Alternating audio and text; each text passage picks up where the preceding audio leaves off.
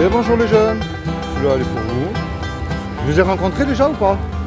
Non. Non, alors je vous explique, celui-là il est pour vous aussi. Moi je suis youtubeur, est-ce que vous connaissez YouTube?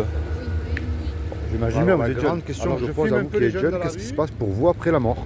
Est-ce que pour vous ça s'arrête ou ça continue? Ça dépend des croyances. Et que soit moi je suis croyante, il y a d'autres trucs après. Alors qu'est-ce que vous croyez vous? Après c'est quoi ça? Elle s'est jetée à l'eau la première. Qu'est-ce qui se passe pour vous après la mort? Moi je suis croyante, du coup on n'a pas les mêmes trucs. Ben, vous êtes quoi, musulmane ou chrétienne? Musulmane. D'accord, donc vous croyez une vie après la mort. Ouais, voilà. Donc vous croyez en Dieu. Oui. Paradis et enfer. Oui, voilà. D'accord. Et vous mademoiselle? Moi, je pense qu'on a des vies antérieures. C'est-à-dire? Je pense qu'après la mort, on recommence une nouvelle phase de notre vie. Donc c'est-à-dire votre âme elle va où pour vous alors? Elle se renouvelle dans un nouveau corps, je pense. Dans un nouveau corps. Ouais, je pense. D'accord. Et pour vous? Et moi je pense que c'est plus des esprits. Après on est un esprit qui se balade ou un truc comme ça. Et après oui on se renouvelle mais au bout d'un certain moment. D'accord. Ça c'est plus quoi? Ésotérique, quelque chose comme ça, non je pense? Non en fait moi ce que je vois c'est que genre je sais pas comment expliquer mais au bout de cette vie si t'es déjà passé dans plusieurs vies différentes, au bout de cette tu deviens un esprit qui se balade. D'accord. Mais alors, mis à part votre amie qui est musulmane, par rapport à toutes les deux, qu'est-ce qui peut faire en sorte que vous irez dans quelque chose de bien par rapport à vos péchés que vous aurez commis sur terre? Ah oui. Eh oui. Parce que par exemple, votre amie, elle sait qu'elle sera jugée par rapport au bien ou au mal qu'elle aura commis sur terre. Après, mais moi, vous deux j'avais pensé aussi, si on a fait quelque chose de mal, on peut pas se remettre dans un autre corps et on reste en esprit juste. Mais sur quoi vous vous basez par exemple? Sur ça? Parce que je sais que les esprits ça existe. D'accord. Donc j'en ai déjà eu chez moi, etc. Ouais. Je sais que ça existe. Et je me dis que c'est sûrement ça. D'accord. Et pour vous, si vous êtes jugé là par rapport au bien ou au mal? C'est un peu pareil de ce qu'elle dit. Je pense que c'est un peu pareil. Genre, si vraiment on a fait des actions mal, je pense que on peut pas retourner dans un autre corps, même s'il y a des gens qui sont très mauvais. Hein. D'accord. Mais je pense qu'on n'y accède pas comme ça. D'accord. Alors moi je crois qu'on sera jugé par rapport à une loi, parce que moi je crois en Dieu, que Dieu nous a donné, qui est les 10 commandements. Tu ne mentiras pas, tu ne voleras pas. Mais déjà, est-ce que, bon, mis à part votre amie, qu'elle croit en Dieu, elle, mais est-ce que vous croyez en Dieu, vous deux? Non. Moi j'y crois, mais c'est plus en plus... Ouais. Alors, vous êtes un peu baladé de droite à gauche, on va dire. Alors, parce qu'on mélange en fait Dieu et la religion. La religion, c'est les hommes pour dominer sur les êtres humains, peu importe laquelle. C'est comme si que... Enfin, c'est de la politique, on va dire un peu.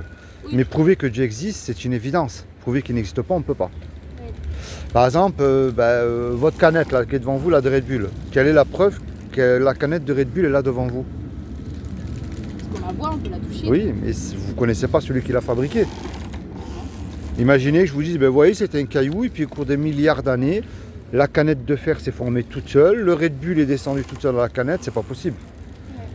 C'est qu'il y a forcément derrière ce qui s'appelle un créateur. Oui. Maintenant, vous regardez autour de vous, c'est aussi simple que ça. S'il y a une création, il y a forcément un créateur. Un fait scientifique, rien ne peut rien créer. Et pour moi, ce créateur, ou une intelligence, si vous préférez, a fabriqué des lois qui existent, qu'on ne peut pas nier. La loi de la pesanteur, la loi d'aérodynamique. Vous prenez une tomate ici, elle ne poussera jamais au pôle Nord. Et puis tous les trois, enfin tous les quatre plutôt, on a une loi que ce créateur a gravée dans votre cœur. C'est la loi morale, les 10 commandements. Tu ne mentiras pas, tu ne voleras pas. Et cette loi, elle définit à ses yeux de ce créateur que j'appelle Dieu, pas mélangé avec la religion, hein, si nous sommes quelqu'un de bien ou pas. Et chaque être humain, peu importe laquelle religion, passera devant ce créateur face à cette loi-là. Et vous allez voir pourquoi elle est merveilleuse, parce qu'elle montre que je n'ai pas le droit de vous juger, moi. Je l'ai cassé, cette loi. Et elle ferme la bouche à tous les religieux aussi, hein, vous allez voir. Il y a un commandement qui dit tu ne mentiras point. Est-ce que vous avez déjà menti toutes les trois dans votre vie? Oui, je pense tout. Même pour faire du bien, hein, je parle. Hein. Oui, je pense tout. Est-ce que vous avez déjà volé quelque chose? Oui. Est-ce que vous avez toujours honoré vos parents? Jamais fait la crise de l'adolescence? Jamais désobéi? Avec mon père, oui, avec ma mère, non. Ouais. Vous avez jamais désobéi à vos parents? Non. Même pas une fois? Non. Mon père, oui. Ma mère, non. Bon. Il y en a un autre qui dit tu ne commettras pas un adultère. Est-ce que vous avez déjà commis pas un adultère, mais de la convoitise? Parce que Jésus l'a mis une barre au-dessus, il a dit quiconque a regardé un homme ou une femme avec de la convoitise, nous avons déjà commis un adultère dans notre cœur. Après, si on suit tout ça, on vit plus. Hein. Mais oui, mais vous voyez pourquoi cette loi, elle est belle? Elle montre que même de nos propres forces, on ne peut pas l'accomplir. Bah, non, Ben, montrez-moi un être humain qui accomplit les 10 commandements. aucun. Personne. Même un serviteur soi-disant de Dieu. Non. Alors je vous assure, s'il y en a un être humain qui a fait ça, il a accès au paradis tout de suite. Mais ça n'existe pas. Non. Mais vous voyez pourquoi elle est belle cette loi? Je n'ai pas le droit de vous juger parce que je l'ai cassée moi aussi cette loi. Mais moi je reviens vers vous face à cette loi-là. Là. Est-ce que vous êtes coupable ou innocente aux yeux de ce créateur? Innocente. Innocente. Ouais. D'accord, c'est-à-dire? Parce que j'estime avoir fait des choses qui sont pas si graves que ça par rapport D'accord. à beaucoup d'autres personnes. D'accord, alors je vais vous expliquer une chose. Imaginez, vous et moi, on commet un braquage. Là, on prend le coffre-fort du yacht et avec cet argent-là, on ne le garde pas pour nous. Hein. Et on fait que du bien autour de nous. On se prend un peu pour Robin des Bois, on va dire, on donne tout aux pauvres, on crée des orphelinats, des associations, puis tous les deux, on retourne dans la vie normale, on travaille, et puis au bout de quelques années, on se fait serrer. Et on dit au juge, ben, ce juge, l'argent, je ne l'ai pas gardé pour moi, je n'ai même pas construit une villa, rien du tout, j'ai fait que du bien autour de moi, et je me suis réintégré dans la société, je retravaille. Le juge va dire, c'est bien, mais là, vous êtes là pour le braquage. Ouais. Mais avec Dieu, c'est la même chose. On n'est pas sauvé par nos œuvres. Hein. Il y a certaines religions qui enseignent les œuvres. Non, non. Notre foi, en fait, si vous préférez, ça s'appelle les fruits. Il faut, en fait, c'est-à-dire que même une personne qui ne peut pas vous blairer, elle dit, ben celle-là, je peux pas me la blairer, mais je suis obligé de dire quand même qu'elle est très croyante parce que sa foi accompagne ses œuvres. Vous voyez, c'est ça. Mais cette loi, elle montre qu'on mérite tous l'enfer. Il n'y a personne qui peut dire qu'il l'a accompli. Maintenant, c'est vrai que pour moi, Dieu est un créateur et un créateur, en général, il aime ce qu'il crée. Une pâtissière, elle aime ses gâteaux. Une musicienne, même si elle va jouer une fausse note, elle aime la musique qu'elle crée. Et Dieu, c'est la même chose. Pour moi, puisqu'il nous a créés, il ne veut pas nous punir, nous envoyer en enfer. Est-ce que vous savez ce qu'il a fait pour vous il y a 2000 ans? Est-ce que vous savez, vous, C'est quoi? ce que Dieu a fait pour vous il y a 2000 ans? Je t'ai pas dit la depuis longtemps. Est-ce qu'on vous a dit au moins ce qu'il a fait? Hein? Est-ce qu'on vous a dit ce qu'il a fait? Est-ce que vous avez déjà lu le Coran Oui. entier? Oui. Alors moi, j'ai trouvé quelque chose d'extraordinaire dans le Coran, c'est parce que le Coran, il dit qu'il faut obéir à une personne qui est vivante. Déjà, il faut obéir à Dieu, qui est pas Ouais. D'accord? Alors moi, je vais vous expliquer ce que je crois moi, et je vais vous poser ensuite une question à vous. Moi, ce que je crois, ce qui est impossible à l'homme, ne l'est absolument pas à Dieu. Montrez-moi quelque chose qui serait impossible de faire à Dieu. Ben, montrez-moi quelque chose que Dieu ne pourrait pas faire. Bah, se montrer. Ah si, il peut le faire. Il l'a déjà fait. Mais jamais. Alors moi, je vais vous dire, moi, ce que je crois, il y a 2000 ans, Dieu n'a trouvé personne de parfait sur terre, ni un pape, ni un saint, ni qui vous voulez-vous. Eh ben, il a pris cette forme humaine, justement, il s'est habillé d'un corps qui est Jésus. Mais je parle du vrai, moi. Celui qui a existé. Et il a dit quiconque croit. Il n'a pas dit de faire, il a dit de croire. Mais il y en a souvent qui me disent, oui, mais nous, on croit. C'est bien les démons s'ils y croient. Et eux, ils tremblent parce qu'ils connaissent Jésus, ils savent ce qui va leur arriver. La clé, c'est ce qu'on appelle la repentance. C'est-à-dire que dès aujourd'hui, vous vous repentez de vos péchés, mais pas aveuglément et avec foi. C'est la foi qui déclenche tout. Il y en a, ils croient, ils sont de religion parce que mon père et ma mère et mes ancêtres sont dans telle religion, donc moi c'est pareil. Mais ils ne croient pas, ils n'ont même pas la foi. La foi, c'est ce qui déclenche tout. Et vous lui dites tout ce qu'il y a dans votre cœur. Moi, j'y crois pas. Vous calez ce farfelu là qui est venu, qui m'a abordé. Parce que la chose qui est certaine, c'est qu'on va tous mourir. Et pour moi, dans la tombe, il n'y a pas de repentance, il n'y a rien du tout. C'est tout de suite. Et imaginez par contre, là, on fait un braquage réellement. Et on se fait serrer. On passe devant le tribunal. Puis le juge, il nous dit à tous là, vous me payez 15 000 € de caution, je vous envoie tous les deux, enfin plutôt tous les quatre, 20 ans en prison. On n'a pas l'argent parce qu'on s'est fait serrer.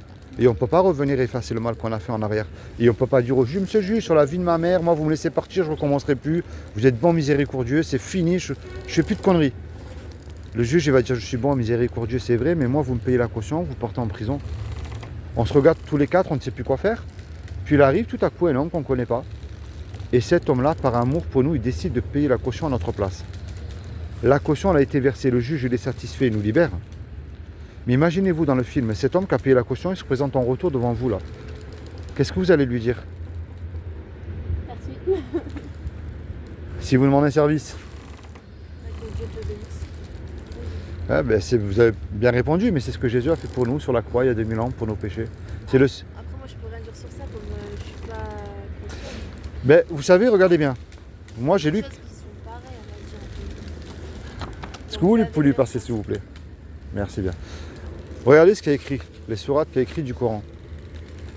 Tournez juste derrière, vous allez voir ce qui est écrit. Là, regardez, je vais vous montrer.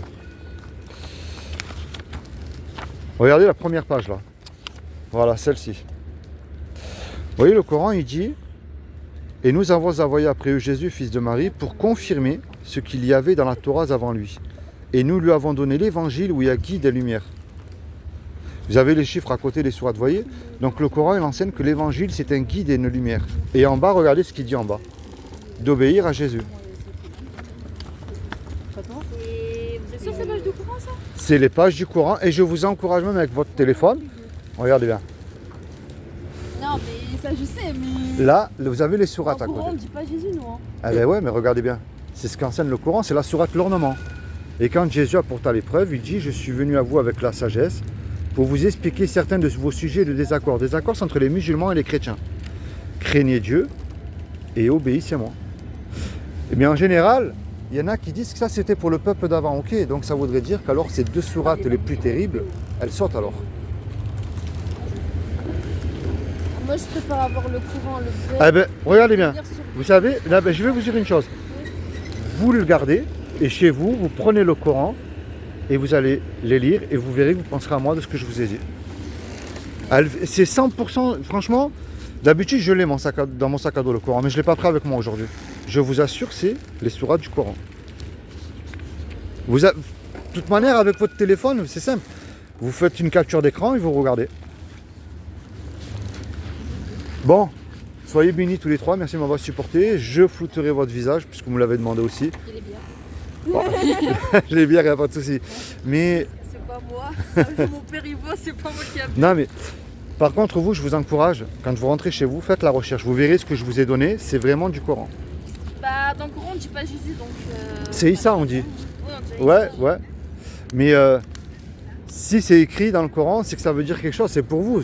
Moi, vous savez, je vous convertis absolument pas toutes les trois. Je vous montre une porte.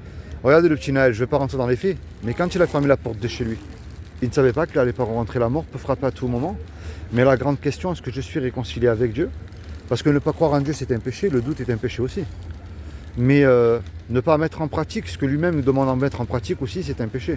Et le seul qui peut nous sauver, c'est celui que j'ai montré à votre ami qui est dans le Coran, qui dit obéissez-moi.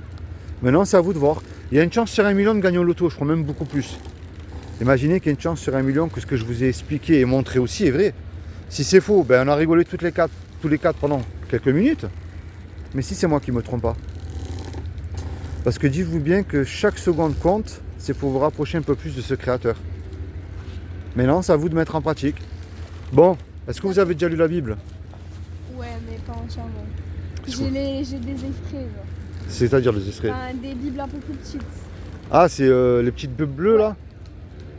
Ah, c'est les Bibles Gédéon, je crois. C'est les petites bleues là. Ouais, les petites Bibles. Est-ce que vous voulez une Bible entière gratuitement? Vous avez rien à me donner? Ouais, moi je veux bien, ouais. Eh ben, je vous l'en donne.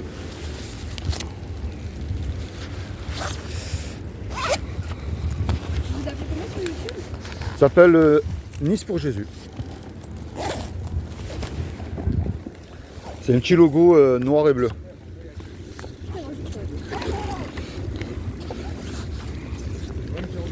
Alors, bon, vous lisez où vous voulez, mais moi je vous encourage à lire.